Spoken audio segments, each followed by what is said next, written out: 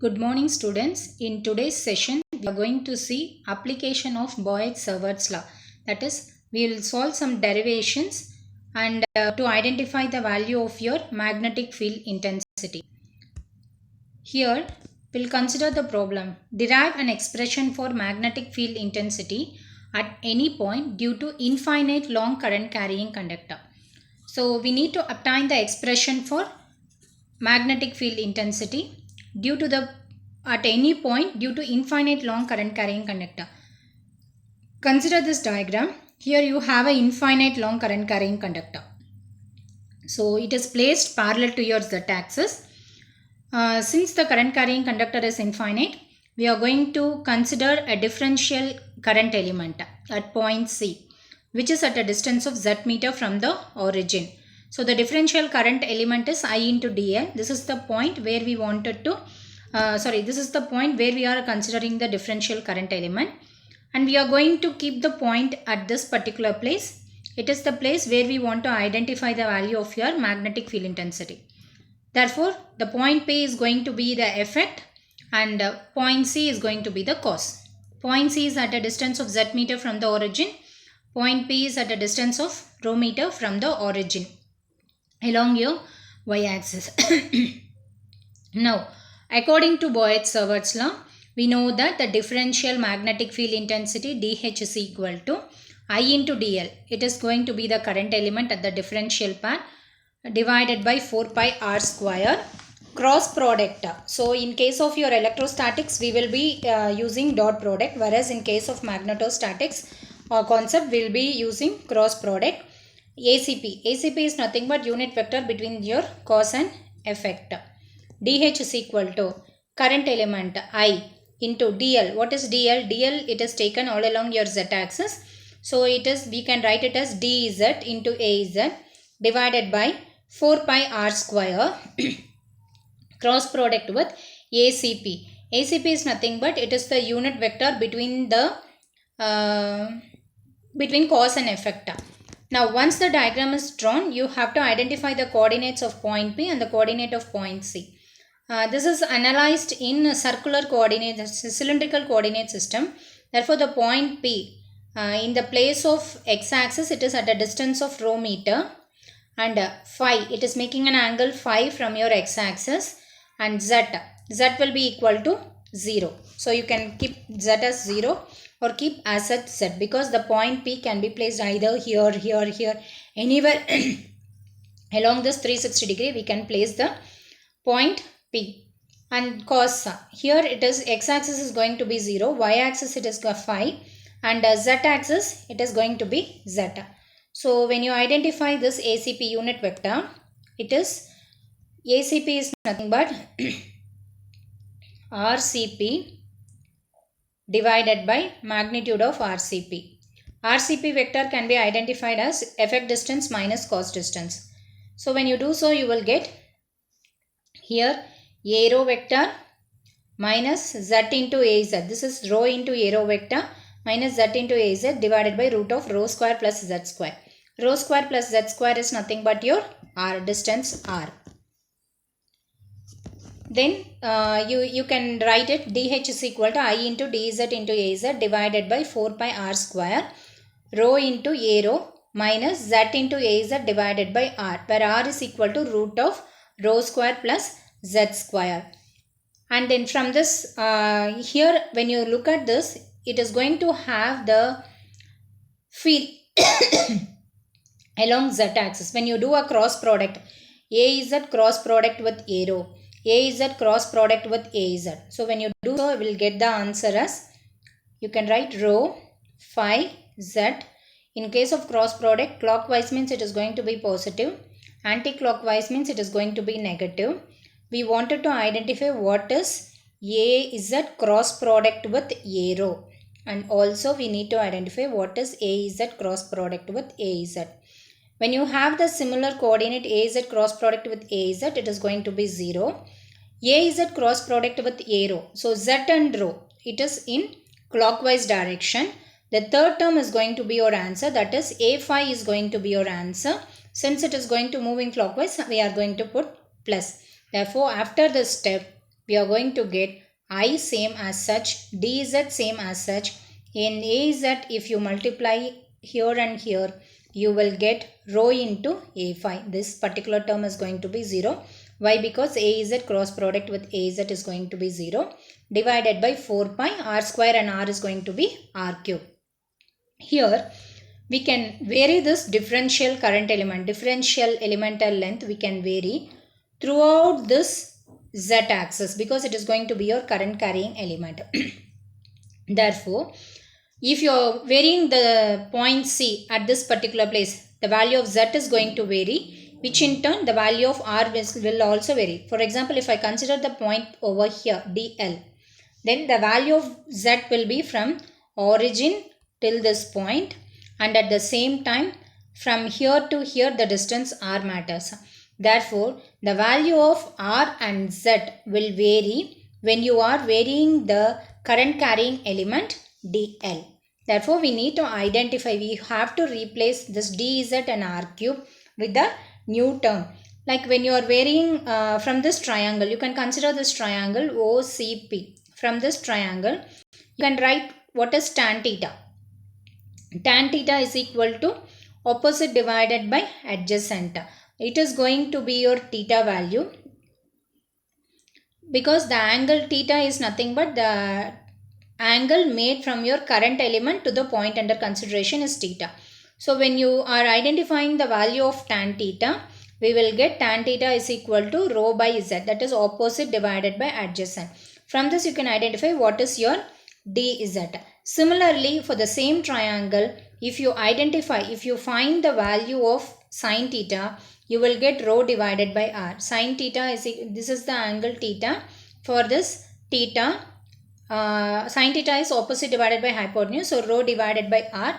From this we can identify the value of r. Substituting the value of r and dz in this equation, we will get dh is equal to I into, what is dz? It is going to be minus rho into cosecant square theta into d theta.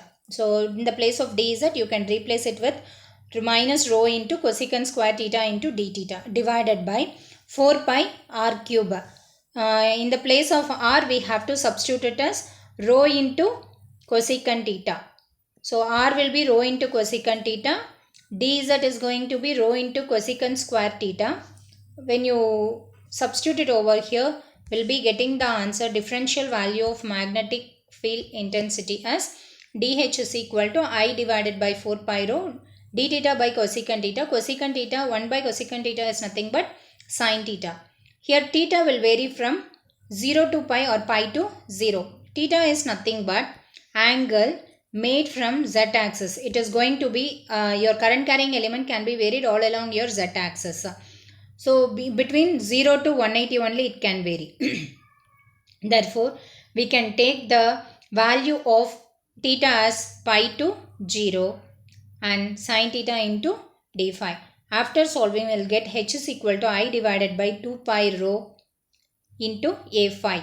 Similarly, if you compare this equation with your electrostatics derivation, so in electrostatics we might have derived the electric field intensity. There Q, that is rho s divided by 2 pi rho. For an infinite long current carrying conductor, the value of your magnetic field intensity is going to be I divided by 2 pi rho into a phi. In case of infinite line charge density, surface charge density or line charge density, it is going to be h vector is equal to rho l divided by 2 pi rho into a rho vector, a z vector. This is going to be your magnetic field intensity, electric field intensity comparison. You can compare it with your module 1 and you can have the derivation in mind. Next one, derive an expression for magnetic field intensity at any point in the vicinity of your straight current filament of finite length. When you look at this here, this is the diagram representing the problem. We need to identify the magnetic field intensity at any point at the vicinity of your straight current filament. So it is going to be the straight current filament. So the length of the filament is going to be finite and we are going to assume let AB be the length of the conductor, and here point C, you are going to assume a differential current element at point C, which is at a distance of Z meter from the origin. It is going to be the differential current element, and it is the point where we are going to identify the value of magnetic field intensity. Therefore, this is going to be your effect and this is going to be your cause. The distance between the cause and effect is going to be small r. To the starting point of the conductor and to the point under consideration, the angle made is theta I. From end point of the conductor to the point under consideration, the angle made is theta f.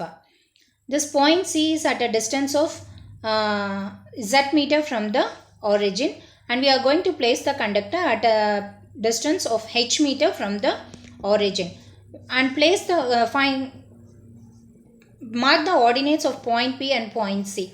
So when you mark the ordinates of point C, it is going to be 0, rho, 0, because x-axis it is 0, rho it is going to have at a distance of rho meter from the origin, and z-axis is going to be 0. So we are going to have the analysis in Cartesian coordinate system. You can say according to Boyd-Sievert's law, we can say here according to Boyd-Sievert's law, the differential magnetic field intensity is equal to I into dl divided by 4 pi r square cross product with ACP vector. And here I is going to be the current element. The differential current element assumed at this point is going to be dz into AZ whole divided by 4 pi r square. Cross product ACP is nothing but effect distance minus cos distance. So when you do so, effect distance minus cos distance, here you will get rho into since we are going to do it rho phi z. Here since we are going to analyze it by using a Cartesian coordinate system, here you can write it rho into AY vector minus z into AZ vector whole divided by r. When you do a cross product between these two terms, so when you do a cross product between these two terms, here your AZ term will get cancelled. Z and Y if you do, you will get the third axis ZX.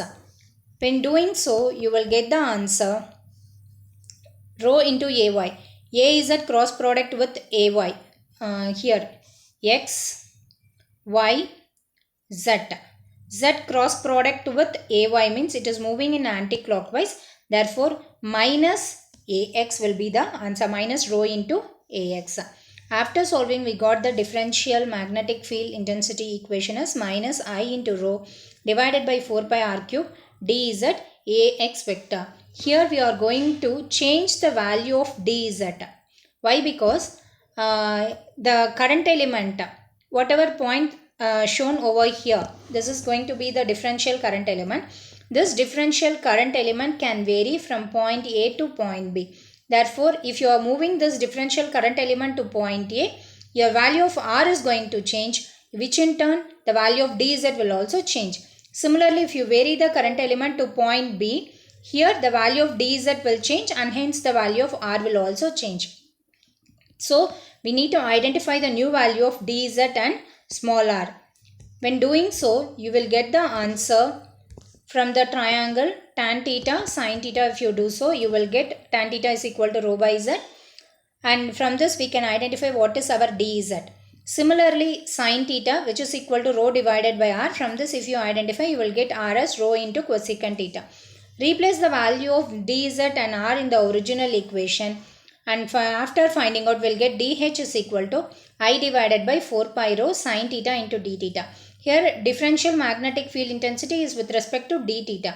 Therefore, the theta value varies from, if you remove this differentiation, we have to integrate on your right hand side. When doing so, the value of theta will vary from theta I to theta f, that is initial angle of theta to final angle of theta.